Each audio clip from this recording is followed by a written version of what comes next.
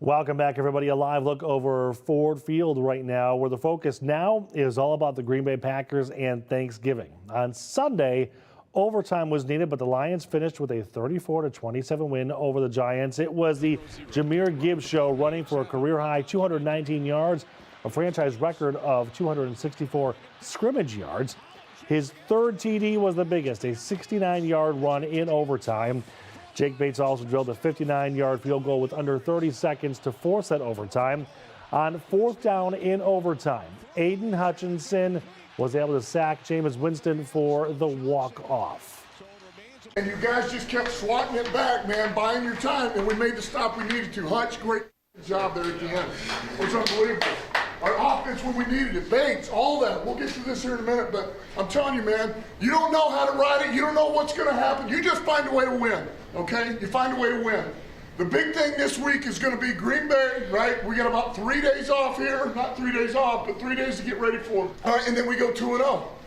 We go 2-0, all right? We just won one. One of three, basically, at home. That's a way to just hang in there, man, and find a way. All right, we got to clean some up, too, along the way while we get ready for Green Bay. All right, give me this. Here. Game ball. All right, the first one here. I'm going to need to go through stats. Hutch.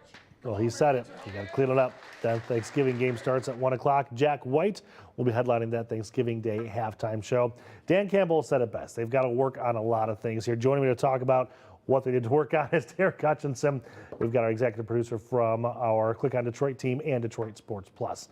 That game should not have been anywhere near what it turned into. No, not at all. Not even close. Yeah. Even looking at fourth quarter, the Giants had an opportunity. If they would have kicked that field goal at the very end instead of going for the touchdown and going in, that would have been it, right? That could have been it. If they scored a touchdown? No, if Green Bay would have, not Green Bay, if the Giants would have kicked their field goal when they were at the very end. Sure, but I get why they didn't. First of all, you're a 2-9 team, so you have absolutely nothing to lose, right?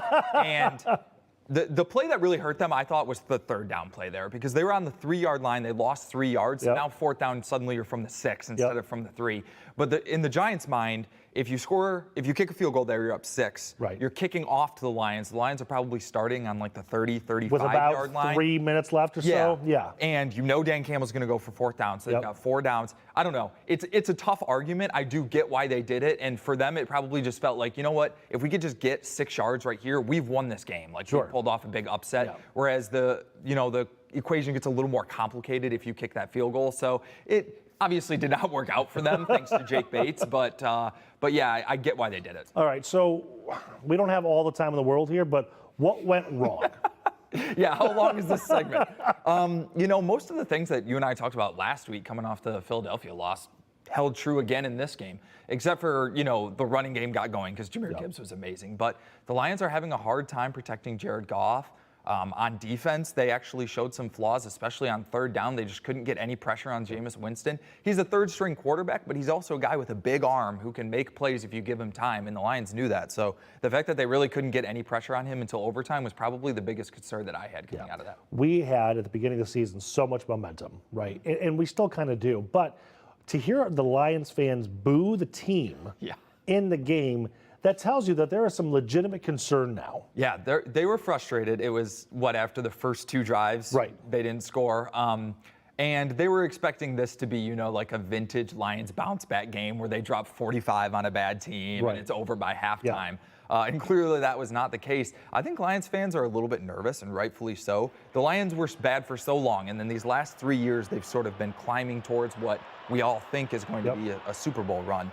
And if you lose to the Giants yesterday, they're probably not making the playoffs this year. So then you're starting to think about, well, did the window close already? How far are we from getting back to a playoff caliber roster? So this was a pretty critical moment, and I get why fans are frustrated.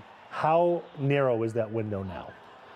It's hard to say. You look at what Chicago did this offseason, where they basically rebuilt an entire offensive line, and you're like, well, if they can do it, Brad Holmes can do it. Sure. But it feels like there's a lot of pressure on this year. But look who Chicago has now. Yeah, exactly. Yeah, Ben Johnson. I mean, their offense is looking a lot better, right? So, yeah, I don't think the Lions window is necessarily closing, but I do think that maybe Brad Holmes got a little bit complacent with his off seasons, whether it was the draft, whether it was free agency, because some of the holes that the Lions have neglected are starting to show. And in my opinion, the Lions are going to have a hard time overcoming them to win a Super Bowl. Right. Okay, so let's just look at Thanksgiving Day. Packers coming to Ford Field. What do we need to do to try to guarantee that win? Just one game at a time here. Yeah. Well, the Packers similarly struggled with the Giants a couple weeks ago. So it's not like the Lions are major underdogs or anything like that. But all of the matchup problems that the Packers gave the Lions in the first week of the season still exist. I mean, they still have a great pass rush. The Lions are even more hobbled on the offensive line than they were in week 1. So they got to find a way to keep Jared Goff clean. Because when you can keep Jared Goff clean, when you can get into a little bit of an offensive rhythm early, you see what Jahmyr Gibbs can do. I mean, he just ran for 200 yards. So if the Lions can establish a little bit of a running game early, or maybe it's in the short passing game, that would make the Packers, that would make them a little less likely to be as aggressive in the pass rush and could make the offense click. And if you're the defense, are you looking at better ways to protect Goff? Because we know that under pressure, not as great as he could be. Yeah, they have to shore up the interior of that offensive line, and they need to get the ball out quickly, because when Goff gets hit a few times, we saw what happened to him in Philadelphia. Right. I mean, even when he wasn't under pressure, he was hearing those footsteps and he wasn't accurate. Right. Okay. We'll see what happens on Thanksgiving. Thanks, man. Appreciate it.